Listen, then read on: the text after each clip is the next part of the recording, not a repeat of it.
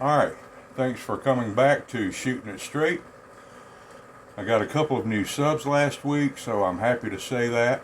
I hope you boys find my videos helpful because my mission is to help you grow your skills.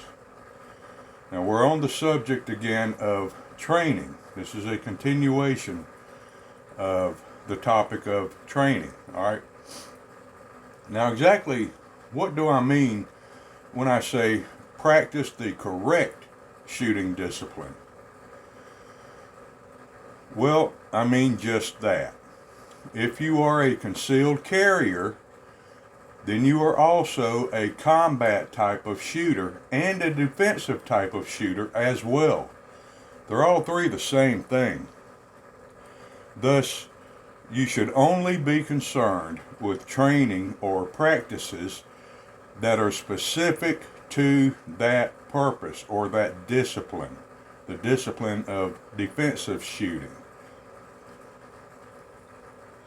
Anything else is a waste of time, and some of that could actually be dangerous due to the potential to create muscle memory that should really be avoided. Competitive matches such as IPSC or IPSC or USPSA or any other such match that is not based on reality defensive techniques and goals should be avoided at all costs by concealed carriers and cops alike, because those matches will definitely create bad muscle memory. That has been proven. This is not my theory. This has been proven.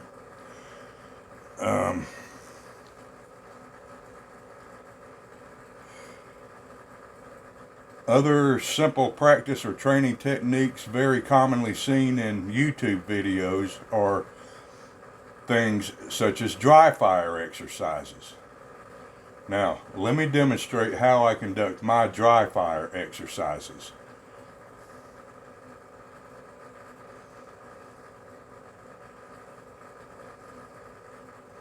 I don't, and I never have.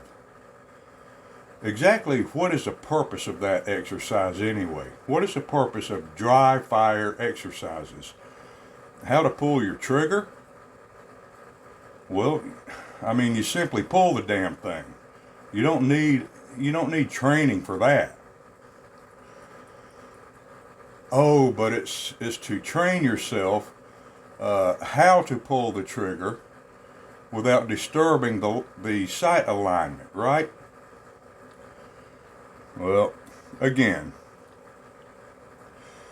in a self-defense type shooting, you don't need a precise shot. You only need an effective shot. At such a close distance, you won't be obtaining proper sight alignment in the first place. You're not going to get those sights lined up properly. You don't have the time, and it's too close to even use the sights in most cases. There are times when you can, and if you can, you should use the sights. Also, now this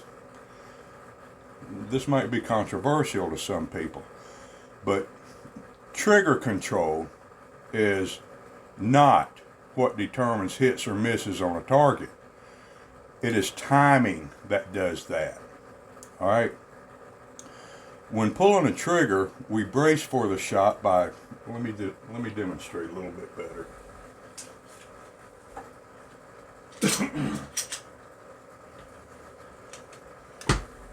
All right. When pulling a trigger, we brace for the shot by gently pushing out toward the target ever so slightly in anticipation of that shot breaking, right? Which helps manage recoil for a quicker subsequent shot. All right? If our timing is right, we hit the target where we aim. If our timing is off, we won't get a good hit because we push out too soon or too hard and your accuracy off. The timing is what does that. because you've pushed out too far now and you're starting to dip or come up. So, you know, your trigger control really has nothing to do with all that. It's the timing. So basically, I can see no benefit at all to constantly pulling the trigger on an empty pistol. Now, all of that is quite different from being in your room with your unloaded gun and, you know, practicing your draw stroke or practicing mag changes or malfunction clearing, things of that nature. Because there is no trigger pulling going on in those exercises. But that is not dry fire exercises. It is simply dry exercises. Because you're not firing and you're not simulating firing. I'm a major advocate of this type of practice. Honestly, as a concealed carrier, there's just no sense in pulling the trigger of your empty gun for any type of practice.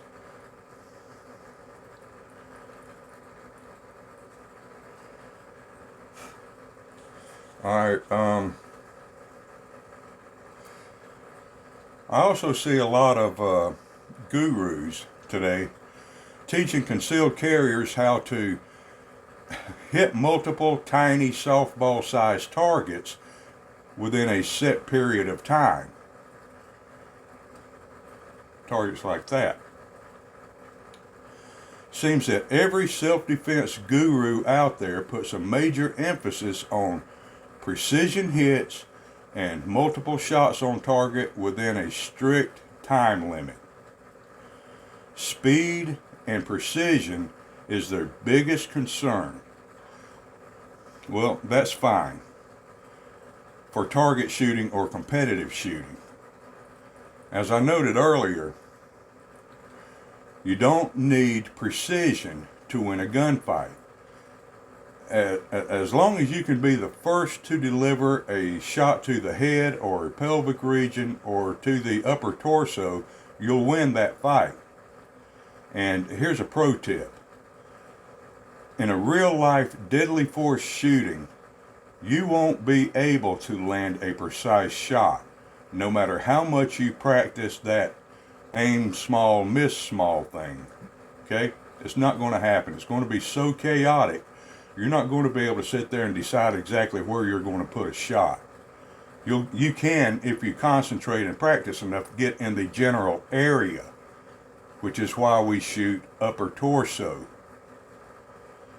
So don't worry about practicing for precision. Just practice quickly getting a few shots into the upper torso of an IDPA cardboard target, or perhaps a B-27 silhouette type of target, something like that, at a distance of somewhere around 5 yards, 5 to maybe 7 yard mark. Now, as far as trigger speed goes for successive shots,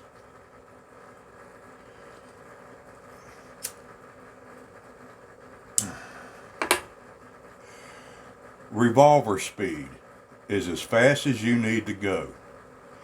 Remember, you can't fire a subsequent shot, or you shouldn't try to, until your front sight is back on that target. If you're even able to use the front sight at all. Your split times, or times in between shots during practice, has zero value. It doesn't matter in real life. You don't need a timer for anything except to measure the speed of getting an accurate first shot hit on target when drawing from the holster. From draw to first shot, first accurate shot on target, that's what you want to get down pat. That's what you want to work on. And the only way to tell if you're making progress on that is with a timer. And you should work to get that speed under 2 seconds consistently. Now you can fire once, you can fire 3 times, you can fire twice, just randomly, random number of shots. A good timer will count each shot, including the first shot, which is all you need. And remember to always scan before you holster each time. So, as a concealed carrier, look, forget the bullseye targets and the scoring targets and all these charts and stuff. Just use human silhouette targets instead of bullseye targets and practice headshots and upper torso shots. You want to train yourself to fire at something that resembles a potential attacker. Since when have bullseye targets attacked people? You know, I don't want to find myself in a deadly force situation where I'm wasting precious seconds looking for a bullseye painted on my approaching attacker. You know what I mean? And practice at all distances, but especially inside that 5 to 7 yard mark, which is the most likely distance for personal attacks in deadly force encounters. Consistency is what you're looking for, and that's all you need. Being the first to land a solid hit can determine who wins the fight, which is why being quick from the holster to the first shot is important. This is the only exception for the need for speed in defensive shooting.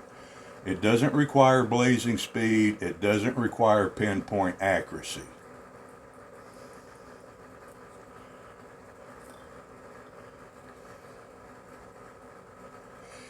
All right, now let's talk about some of these weird-ass movements that I see a lot of.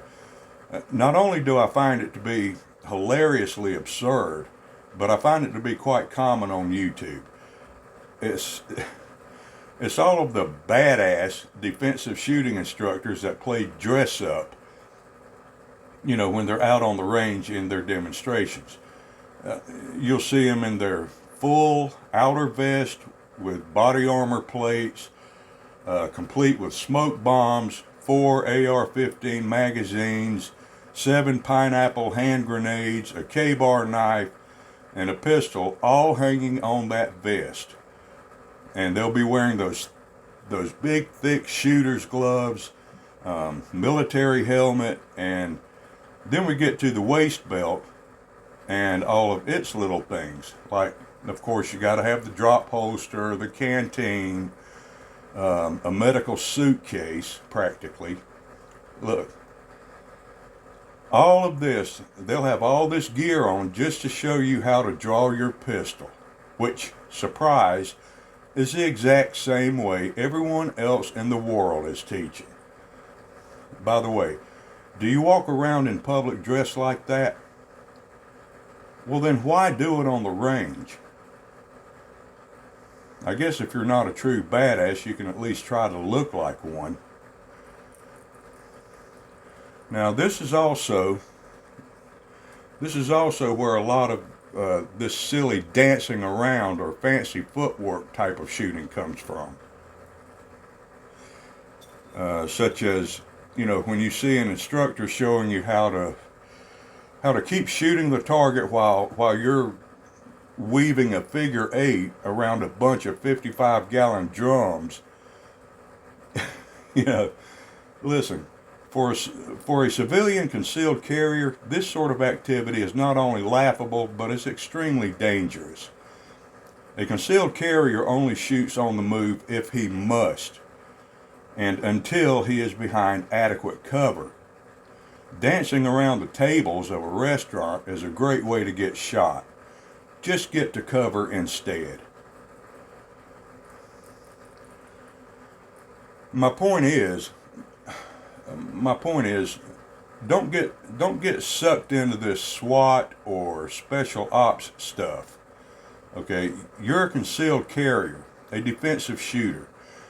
You have no obligation, legally or otherwise, to go on the offensive.